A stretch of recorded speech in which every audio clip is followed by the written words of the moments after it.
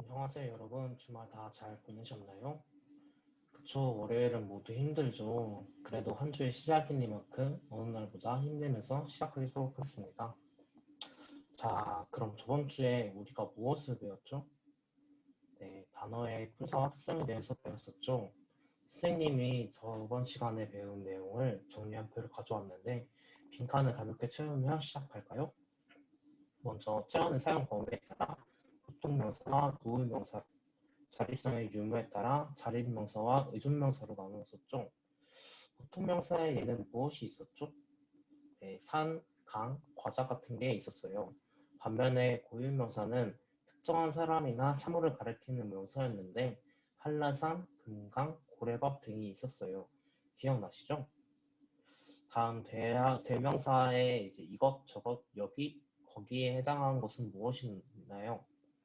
맞아요. 사물이나 장소의 이름을 대신해서 가리키는 지시대명사가 있었죠. 다음 용언의 타동사는 목적어를 필요로 하는 동사였는데요. 그 예로 잡다, 누르다 등이 있었어요. 형용사는 성질이나 상태를 나타내는 성상 형용사와 그것을 대신해서 가리키는 지시 형용사가 있었죠. 그 예로 어떤 것들이 있었나요? 네, 이러하다, 그러하다, 저러하다 등이 있었어요. 다음 관형사에서 세, 다섯, 일곱째 등을 예시로 하는 것은 수관형사였었죠. 수관형사는 수사와 헷갈릴 수 있으니 문형을 잘 파악하라고 알려주었던 거 다들 기억하시나요? 다음 부사 중 성분부사는 문장 속에서 어느 한 문장을 성분만을 수식해 주는 것이라고 하였는데 그 예로 키가 가장 크다, 이리 오지 말고 그리 가거라 등의 예시를 들었었죠. 다음 주사 중에 고두사의 예시는 무엇이 있었나요? 네, 고두사는 도, 만, 분, 마다 등 다양했어요. 앞말에 특별한 의미를 더해주는 주사로 체험뿐만 아니라 부사, 용언, 다른 조사 뒤에서도 쓸 수 있다고 하였어요. 자, 이상으로 전자시에서 배운 학습 내용을 부분 확인해봤는데 모두 잘 기억하시나요? 오늘 수업은 저번 시간에 나눠준 활동지를 참고하면서 보면 좋을 거니까 헷갈리는 게 있으면 바로바로 찾아볼 수 있도록 해요. 자, 그럼 수업 들어가기 전에 우리가 지금까지 품사에 대해서 배웠잖아요. 그렇다면 다음 예시의 품사가 무엇인지 구분할 수 있을까요? 어제가 며칠이지? 어제도 집에 갔어. 여기서 어제의 품사는 무엇일까요? 부사일까요? 부사라고 한다면 부사는 용언이나 문장 전체를 수식하는데 첫 번째 문장은 어떻게 수식하고 있나요? 문장 전체인가요? 마지막으로 이제 이전 차시에서 배운 활동지에서 부사의 특징에 대해 잠깐 살펴볼까요? 특징에서 마지막을 보면 격조사와 결합하지 않는다라고 적혀 있죠. 그런데 위의 문장은 주격조사 가와 결합되어 있네요. 그럼 이제 아래 문장은 어떠한가요? 아침이 밝는다, 햇빛이 밝다.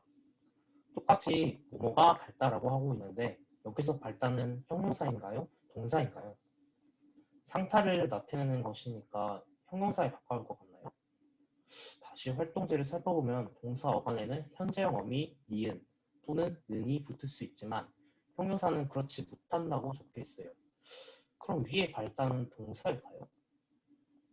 분명 지금까지 품사에 대해서 대표적인 예를 가지고 배웠음에도 조금 헷갈리죠? 오늘 수업은 이런 헷갈리는 것들을 풀어보도록 할 거예요.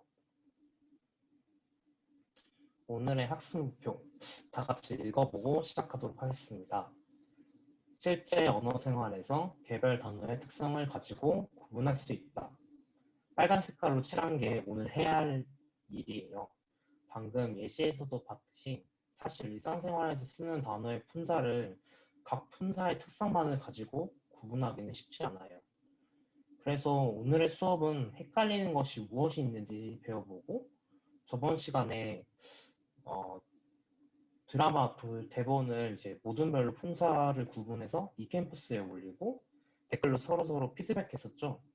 선생님이 댓글 다 읽어보았는데 어떤 단어들은 쉽게 구분되지 못하고 열심히 풀이를 했었던데 그 단어들의 품사에 대해서 선생님이 정리해 주도록 할 거예요. 오늘 첫 번째 배울 품사의 통용 어떤 의미일까요? 분사는 지금까지 배웠으니 이제 넘어가고 통용. 통용은 무슨 의미일까요? 네, 심정부 학생이 잘 대답해 주었어요. 쉽게 말하자면 같이 사용하는 것을 의미해요. 국립국어원에서 통용을 무엇이라고 정의하는지 한번 살펴볼까요? 통용의 한자는 통할 통해 쓸 용자예요. 명사로 일반적으로 두루 쓴, 서로 넘나들며 두루 씀이라는 뜻을 가지고 있어요. 따라서 품사의 통용을 정의하자면 한 단어가 둘 이상의 품사적 기능을 가지고 있는 것이라고 할 수 있어요. 다음에 이제 일상생활에서 품사의 통용이 자주 일어나는 8가지를 선생님이 가져왔는데 첫 번째로 부사와 명사의 통용이에요.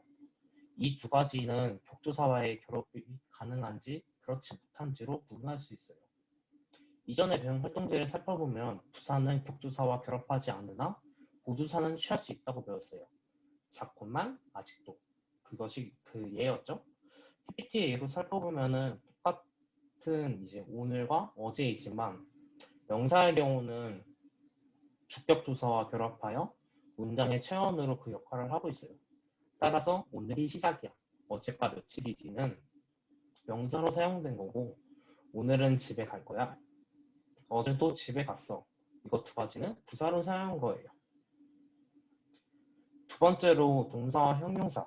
동사와 형용사도 간단해요. 현재형 어미 니은이나 은을 붙일 수 있는지 없는지 그거 두 개만 살펴보면 알 수 있어요.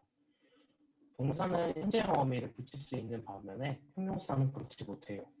그 이유는 동사는 동작성을 띠고 있어서 그 동작이 그 동작의 이제 언제라는 시기가 중요한 반면에 형용사는 동작성을 띠고 있지 않아서 현재형 어미를 사용하지 않아요. 따라서 햇빛이 바랜다라고 하면 뭔가 어색한 문장이 되는 거예요. 이제 관형사와 형용사는 이제 활용의 측면에서 알 수 있어요. 형용사는 용언으로 단어의 활용이 가능한 반면 관형사는 그렇지 못해요. 형용사의 예시로 예쁜을 사용하였는데 형용사 예쁜은 예쁘니, 예쁘고, 예뻐서 등으로 활용이 가능한 반면 관형사는 새, 관형사 새 그것은 이제 따로 활용할 수가 없죠.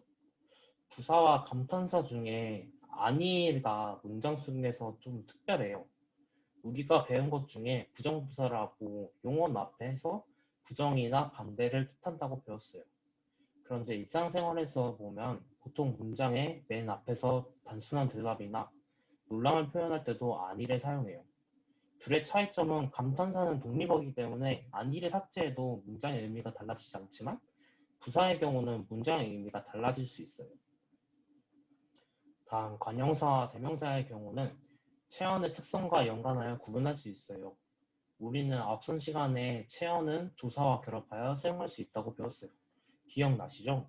따라서 대명사의 경우는 저기를 아무도와 같이 격조사와나 이제 고조사 등을 모두 취할 수 있지만 관형사의 경우는 저기를 강아지 좀 봐, 아무도 꽃이나 주세요와 같이 조사를 사용할 경우 어색한 문장이 돼요. 이제 같은 맥락으로 수관형사와 수사도 체언의 특성과 관련하여 구분할 수 있어요. 수사는 체언으로 조사와의 결합이 가능하지만 수관형사는 관형사의 하위 분류로 예시를 통해 세, 다섯, 뒤에 어떤 조사도 붙을 수 없음을 알 수 있어요. 의존명사와 조사는 띄어쓰기를 통해 알 수 있는데요.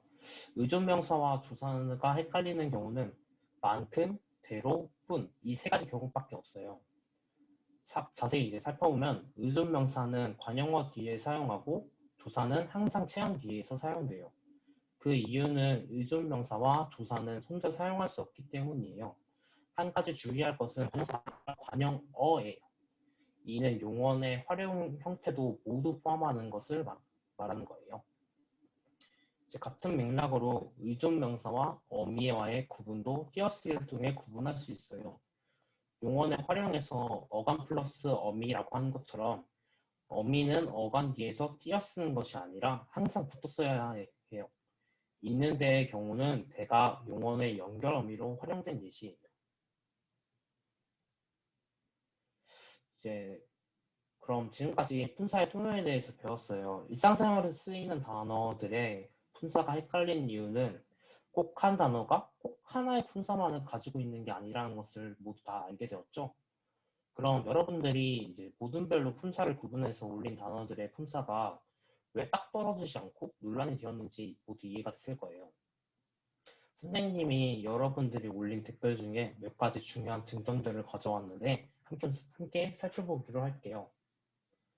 먼저 사람 몇 없이 한적하다에서 몇은 수사일까요? 관용사일까요? 앞서 배운 대로 조사를 붙일 수가 있나요? 조사 뭐뭐 이를 붙여도 어색하지 않나요? 사람 몇이 없이 한적하다. 그렇다면 몇 사람 없이 한적하다라고 하면 어떻게 되나요? 네, 사람을 꾸며줌으로 관형사로 보는 게 적합하죠. 이렇듯 몇은 조사를 붙여보거나 문장 속에서 어느 위치에 있는지 파악하면 쉽게 알 수 있는데 여기서 대변에서 나온 사람 몇 없이 한적하다는 사람 몇이 없이 한적하다 이렇게 쓰기는 좀 어색하고 또 몇이 사람을 꾸며주는 게 아니라 없이 한적하다 그 위에 서술어를 꾸며주기 때문에 이것은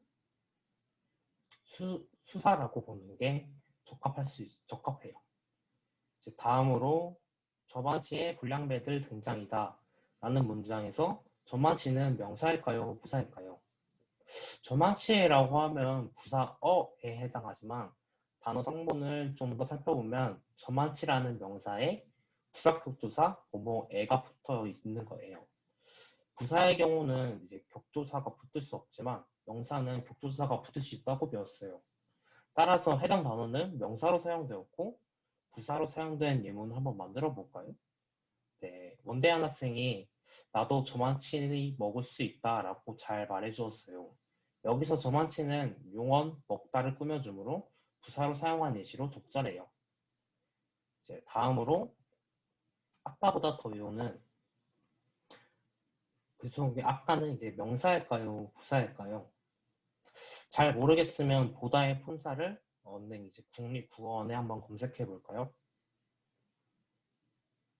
표준 국어 사전에서 보면 동사, 부사, 조사로 나뉘어져 있죠. 아까보다에서 보다는 조사로 사용되었어요. 따라서 위의 설명과 똑같이 아까는 명사로 사용되었음을 알 수 있어요. 몸 깊이 숙여 은탄의 라는 문장에서 깊이는 부사일까요? 형용사일까요? 먼저 문맥상 수결을 꾸며주기 때문에 부사라는 것을 쉽게 알 수 있어요. 근데 아마 여러분들이 헷갈린 이유가 깊이가 형용사 깊다의 활용형이라고 생각했어서 그랬을 거예요. 그러나 국립국어원에서 검색해보면 깊이는 용언의 활용형이기 때문에 따로 표제어가 올라와 있지 않으나 깊이는 활용형이 아닌 접사가 붙은 것이기 때문에 부사로 표제어가 따로 올라가 있어요. 따라서 여기서의 깊이는 부사라고 할 수 있어요. 다음, 발그레는 부사일까요? 형용사일까요? 국립국어원에 검색해보면 발그레 하다라고 쓰이면 형용사이지만 위에 문맥상 하다가 생략된 발그레가 아니라 부사인 발그레만 사용된 것으로 보여요. 즉 그 번외로 난리 났는데에서 난리가 띄어쓰기로 사용되었는데 이것이 잘못된 표기라고 하는 학생들도 꽤 많았어요. 사실 난리는 한자로 된 명사예요. 난리 났네 라고 붙여 쓰는 경우가 많은데 사실은 난리가 났네 라고 띄어 쓰는 게 맞는 표기법이에요. 따라서 난리 났는데에서 주격 조사 가가 생략된 것으로 난리는 명사로 사용되었다는 것을 알 수 있어요. 선생님이 이제 주요 쟁점에 대해서 설명해 주었는데 모두 다 이해되셨나요? 그럼 이제 모든별로 품사를 구분한 것을 다 댓글과 선생님의 설명을 토대로 제토비에서 정리해 주세요. 그리고 활동지의 마지막 질문을 모든별로 토의해서 채워주도록 할게요. 그래서 오늘 배웠던 내용에 대해서 적어도 되고 인상 깊었던 댓글이나 새롭게 알게 된 점 모두 좋아요.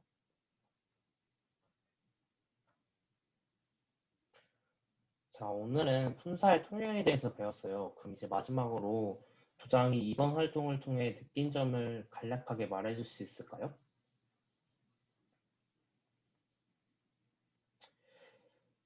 네, 교과서에서 사용했던 대표적인 예시들보다 실제 언어 생활에서는 보다 더 다양하고 헷갈리는 단어들이 많았죠.